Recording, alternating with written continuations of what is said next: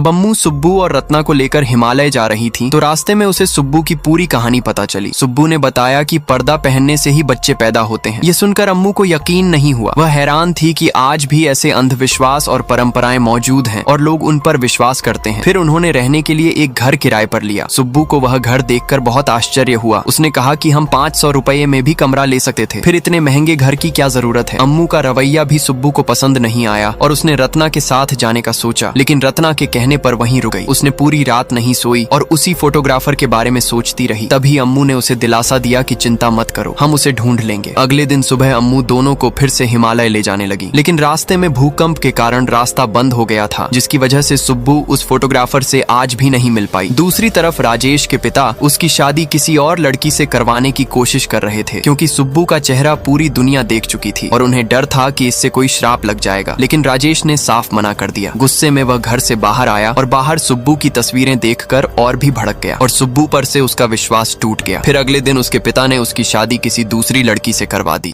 दूसरी ओर सुब्बू सिग्नल की तलाश में एक पहाड़ी इलाके में गई और राजेश को कॉल किया, लेकिन उसने कॉल काट दिया। तभी राजेश के पिता ने सुब्बू को दोबारा कॉल करके कहा कि मैंने अपने बेटे की शादी करवा दी है और शादी के मंत्र भी लाइव सुना दिए। ये सुनते ही सुब्बू वहीं गिर पड़ी और फूट फूट कर रोने लगी। तभी पास में बैठे कुछ शराबी वहां आए और सुब्बू को किडनैप कर ट्रक में ले जाकर उसके साथ जबरदस्ती करने की कोशिश करने लगे। उधर रत्ना और अम्मू अपनी कार लेकर उन शराबियों का पीछा करने लगी। शराबियों ने सुब्बू को छुआ और उसका घूंघट फाड़ दिया। जैसा ज्वालम्मा के साथ हुआ था वैसा ही सुब्बू के साथ भी हो रहा था। तभी ट्रैवलर्स वहां आ गए और उन शराबियों का पीछा करने लगे। कुछ देर बाद शराबियों ने सुब्बू को ट्रक से फेंक कर भाग गए। रत्ना और अम्मू उसे घर ले गईं। नहाते वक्त सुब्बू अपनी पिछली बातें और राजेश को याद करके फूट फूट कर रोने लगी। तभी रत्ना और अम्मू उसके पास आईं और उसे सहारा दिया। उन्होंने ज्वाला के बारे में बताया कि तुम्हारे गांव के लोग जो कुछ कहते हैं वह सब झूठ है। क्या कोई देवी पैदा होने वाले बच्चे की बलि मांगती है? एक देवी कभी भी घूंघट पहनने के लिए मजबूर नहीं करती। ये सब तुम्हारे गांव का अंधविश्वास है। एक लड़की चाहे घूंघट पहने या ना पहने, लेकिन बच्चे जरूर पैदा होंगे। यह सुनकर सुब्बू को भी सब सच लगने लगा। उसने पूरी रात सोचा और अगली सुबह अपना घूंघट पूरी तरह से हटा दिया।